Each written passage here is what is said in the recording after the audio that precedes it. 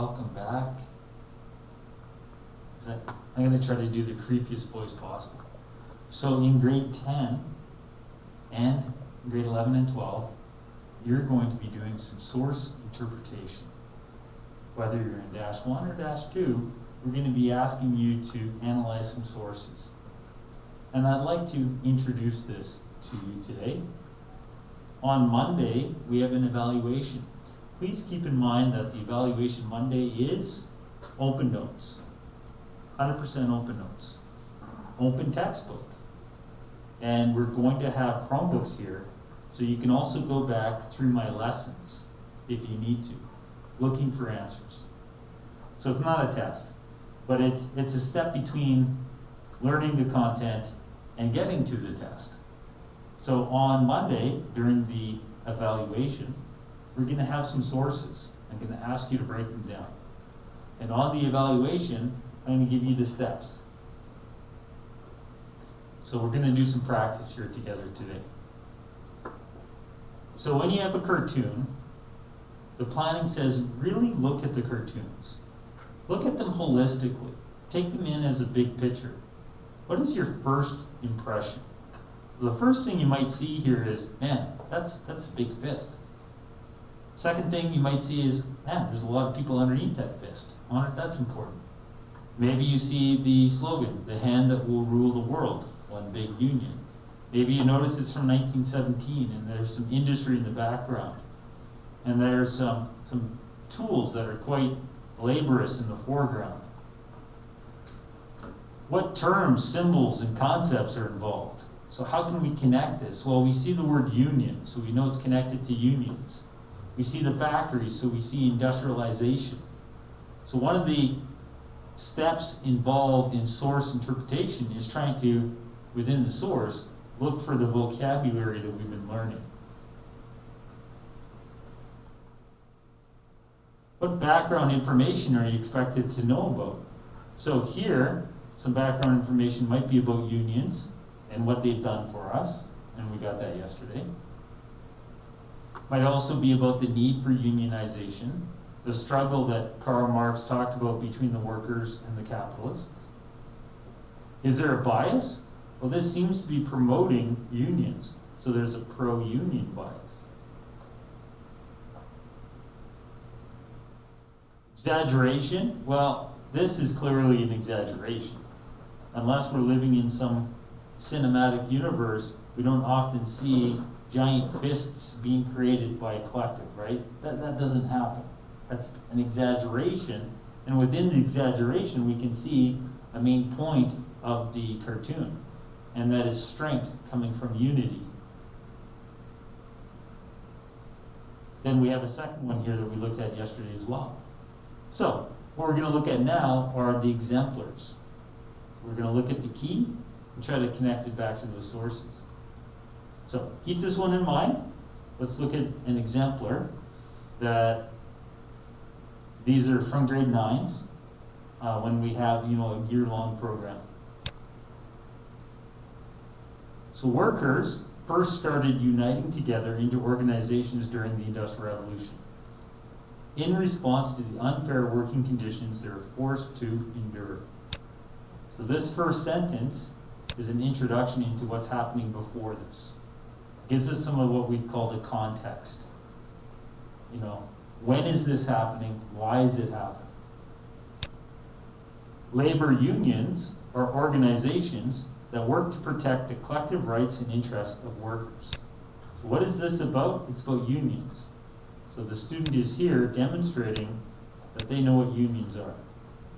Many people in Canada take unions for granted, but historically, workers had to fight long and hard to have unions recognized as a right. So now we're talking about some of the significance of the key term, unions. Unionizing was not always legal in Canada, and employers often fired or bullied workers who tried to form unions. People were even arrested for joining unions and going on bid or on strike. The first union in Canada was formed in Ontario by skilled laborers, such as tailors, bakers, and bricklayers. They were successful in reducing the hours worked from 12 to 9 hours a day. Because of unions, Canada has labor laws, which ensure workers have the right to form unions and engage in collective bargainings. Because of this, unions exist in many industries, including transportation, education, healthcare, construction, and manufacturing. So this section, the purpose of this section was, I know this is about unions, I'm going to give you some background. I'm going to tell you what I know about unions. Today, the Charter of Rights and Freedoms, Canada's Labour Code, and rulings by the Supreme Court protect the right to unionize, participate in collective bargaining, and go on strike.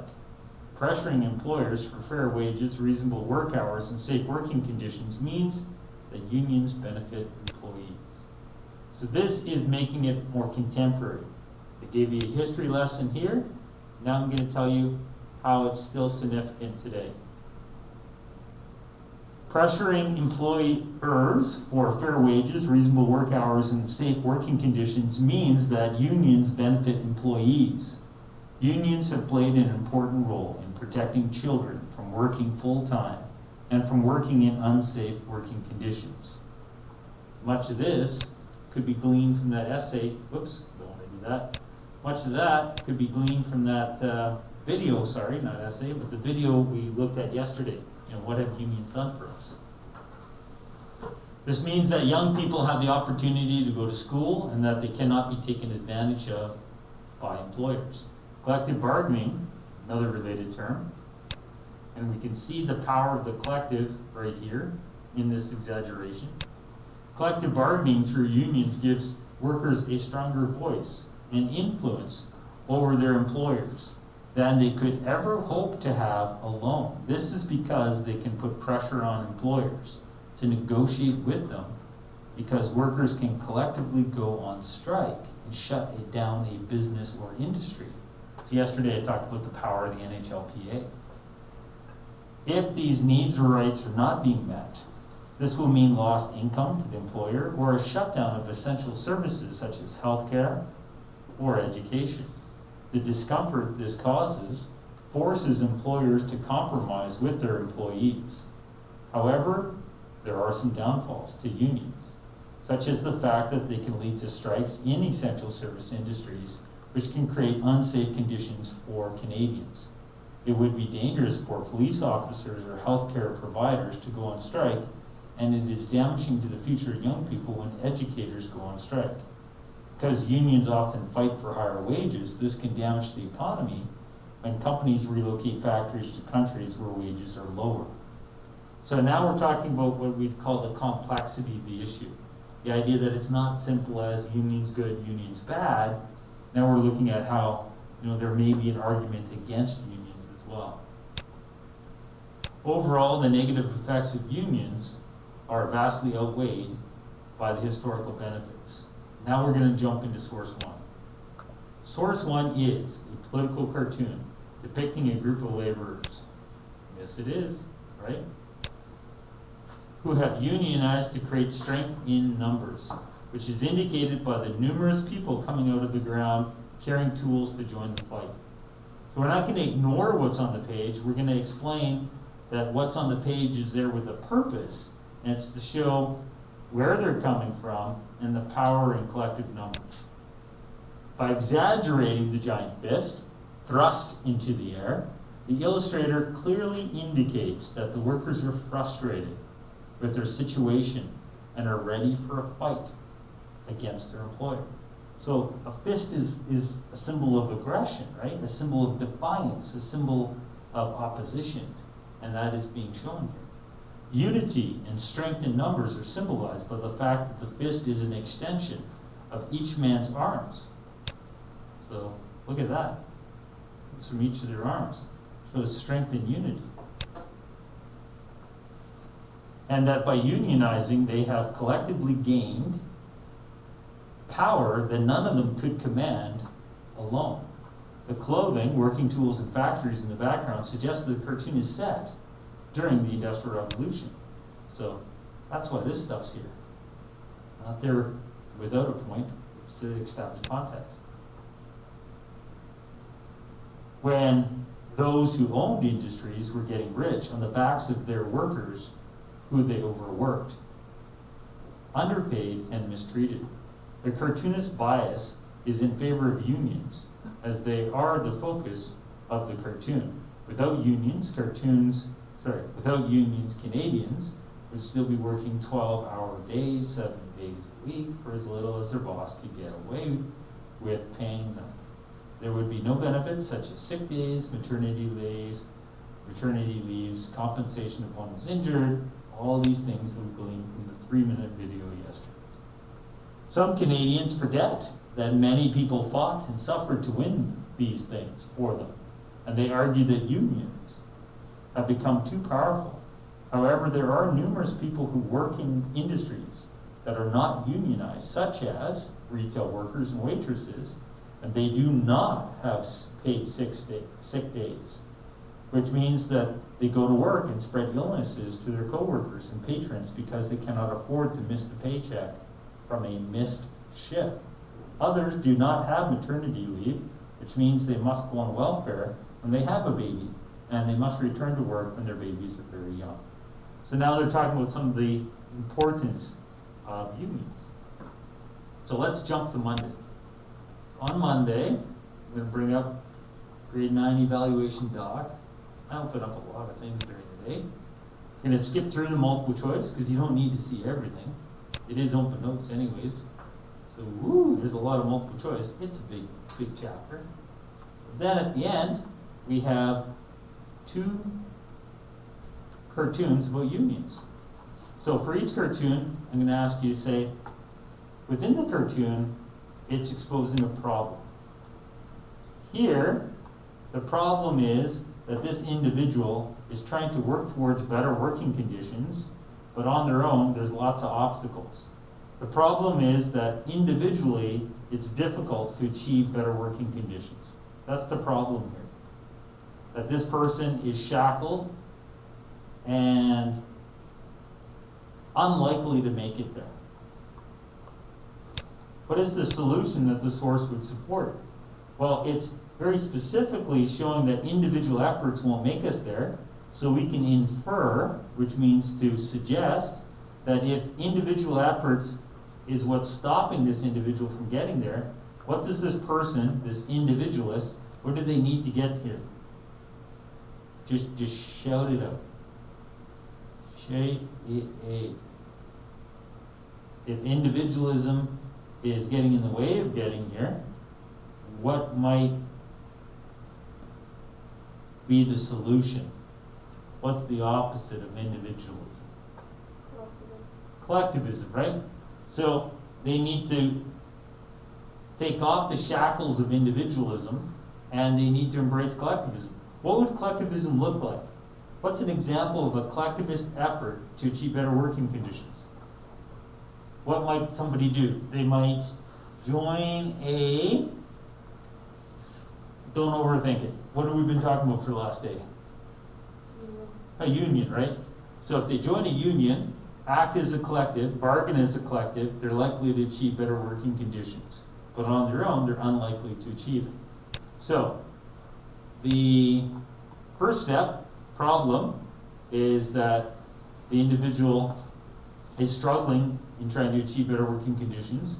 The solution is to get rid of individualism and embrace collectivism, which would look like unions. Connect the issue with a type of economic system. So this is a problem where workers are being exploited. This is a problem that is in which of those economic systems? Do we see exploitation of workers in centrally planned economies, in mixed economies, in free market economies, or traditional? You could say all of them for sure, but mainly, which system is based on exploitation that we've talked about? Like an hour ago. Literally talked about it an hour ago. Starts with a C and ends with an capitalism.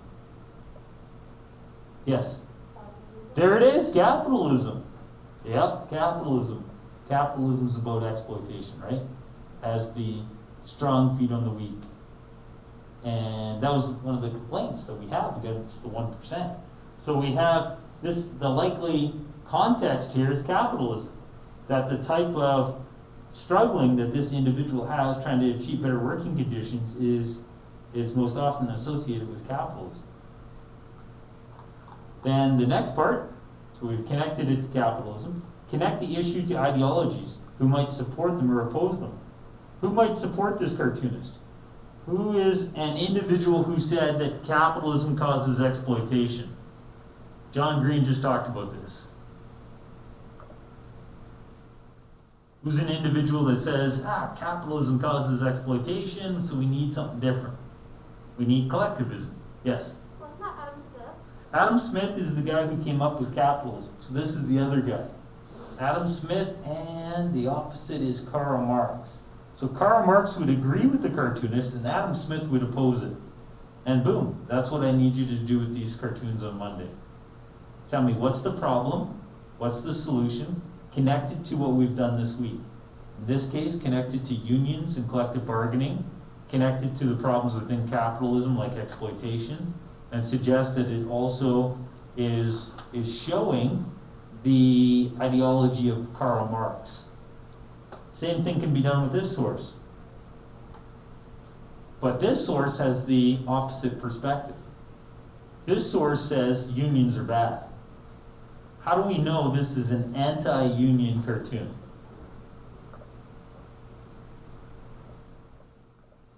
So often we talk about nuances or elements within the source. What elements within the source, what details within the source proves that this is an anti-union cartoon?